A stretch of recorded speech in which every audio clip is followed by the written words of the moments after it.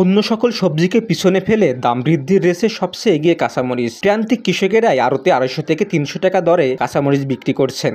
8 KG ঝাল নিয়ে আসছিলাম, 259 টাকা বিক্রি হলো।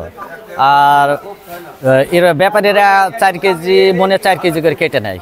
অন্য দিনে ভালোই দাম হয়, ইতে না। আজকে সেদিনকে গত হাটের তুলনায় আজকে একটু কম বাজার। ঝাল বেশি 260 টাকা কেজি, 9 কেজি ঝাল দিয়েছি। ঝাল বেশি লাভবান মানে ধরছে না ঝাল, গাছে ঝাল না থাকার কারণে 10 টাকা বই করি 9 কেজি ঝাল হয়েছে। কৃষকের হাত থেকে সরাসরি কেনা আড়ত মালিকেরা বলছেন, অন্য বছরের তুলনায় এবার কাঁচামরিচের সরবরাহ একেবারে কম, তাই দামটি একটু বেশি। বন্যা অতিবৃষ্টিকেই দাম বৃদ্ধির কারণ হিসেবে দেখছেন আড়ত মালিকেরা। বাজার এখন অনেকটা বেশি, এই বেশি হওয়ার কারণ হচ্ছে মাঠে কোনো ঝাল নেই, বন্যার কারণে ঝাল নষ্ট হয়ে গেছে। পুনরায় যে বাজারে আসি আমরা কোনো ঝাল পাচ্ছি না গো।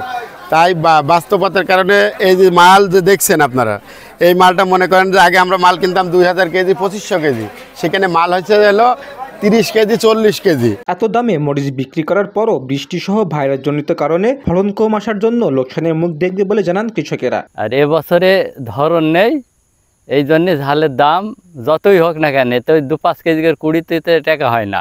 ভাইরাস মতন লাগে কুড়মুড়ি লাগিয়ে গেছে, বীজ দুটা কাজ হচ্ছে না।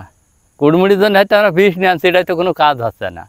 এই ভিটা আমার খরচ হয়েছে মনে করেন যে 20-25 হাজার, বেচা কেনা 1035 হয়েছে। এবছর তো ঝালে ফলন হয়নি, ঝাল ধরে নিতে পারে। এবারে সব চাষি এরকম, কারো টাকা উঠেছে কারো টাকা উঠেনি। তারপরে এখন দেখা যাচ্ছে ঝাল ধরেছে, আল্লাহ দেয়, তারপর সেটি পয়সা হবে। Safayet Hossain Shaon, voice of tiger.